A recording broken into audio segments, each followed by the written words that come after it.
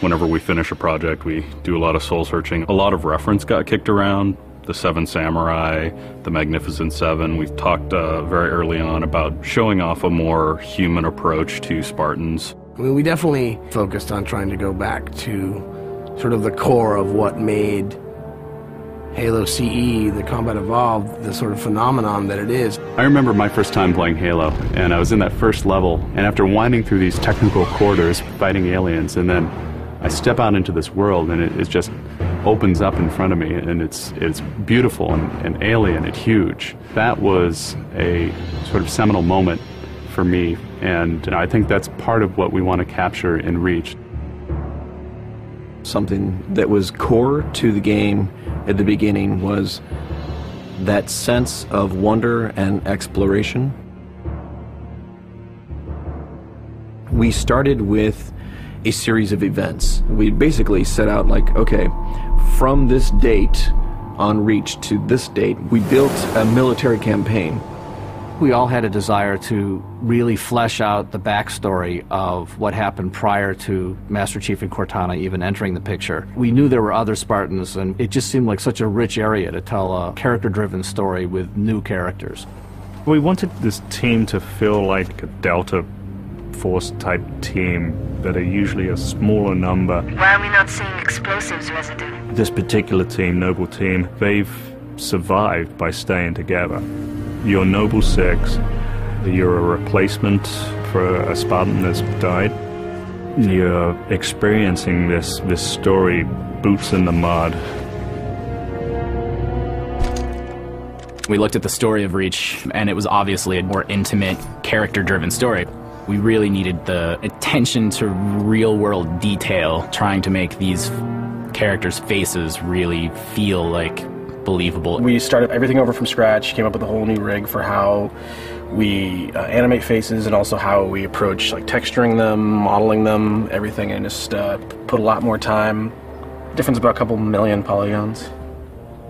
We absolutely want Reach to tell a human story, and that's going to require us to invest significantly into higher fidelity models, much more open environments, larger numbers of AI than ever before in a Halo game.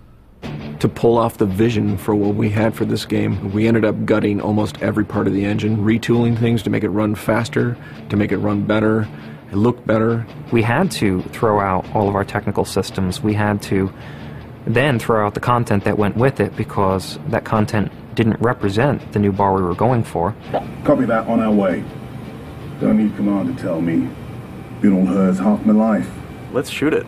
We've got a great team of guys, and they could take motion capture and they could make the poses way more dynamic, way more expressive. Those changes bring out the life, they bring out the style of our characters. We had probably 4 times the amount of polygons to play with this time around, which gave us a lot more freedom and creativity in what we wanted to achieve. When you look at total engineers that are actually putting code that are actually affecting this game, I mean, it's massive, 30 plus guys. It's crazy. When you shoot a rock face, you'll see sparks, rock chips, dust. In Halo 3, we had a maximum of 100 colliding particles. In Halo Reach, we have thousands. We've got much more customizable Spartans than we've ever had in the past. The number of polygons we can draw at one time has skyrocketed. It's changed the way we build things up close as well as out far. This is where Noble Team arrives, and then you're going to work your way down, all the way down these terraces. Big open environments, epic skyboxes. These are things that are quintessential to Halo. Like, we're building a planet that exists 500 years from now. We want to build spaces that you want to explore.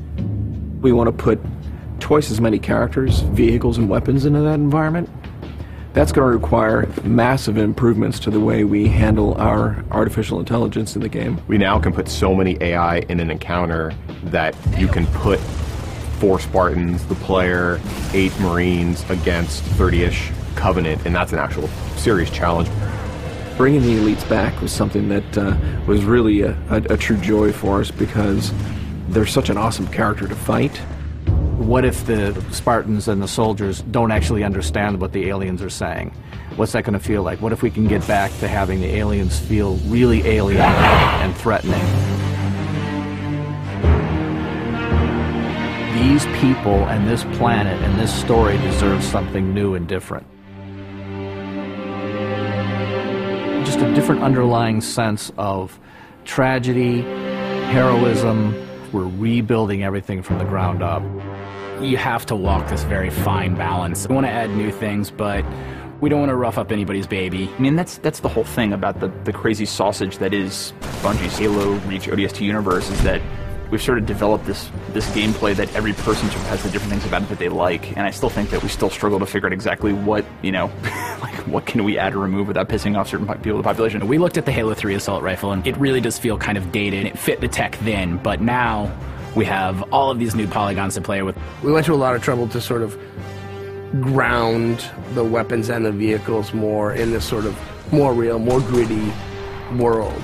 We refined a lot of the weapons to push them into their particular role, and that role is defined a lot by range and the range of combat that you're going to play. For instance, the DMR, which is a sort of medium to long range suppression marksman rifle. It's going to be a sandbox game. It's not going to be a carefully scripted game where every movement of the AI is controlled by a mission designer. It's much broader than that. It allows the player to deal with encounters in their own specific way. There's definitely going to be offhand grenade throwing. There's definitely going to be vehicles. There's definitely going to be a large number of weapons that are incredibly powerful, incredibly accurate, that allow the player to feel like a badass. Now, if you melee him in the back of the head like you really mean it, you're holding down on the button, and you will launch into this more elaborate animation sequence. It's going to be a very different campaign experience for people overall. We're doing stuff in the campaign that people absolutely won't expect from a Halo game. Bigger battles. Brand new cast of characters. An incredibly ambitious game. Every neuron in my head is firing with just reach, reach, reach. We knew from the beginning what the end was going to be. This is the definitive Halo made by the people who created Halo.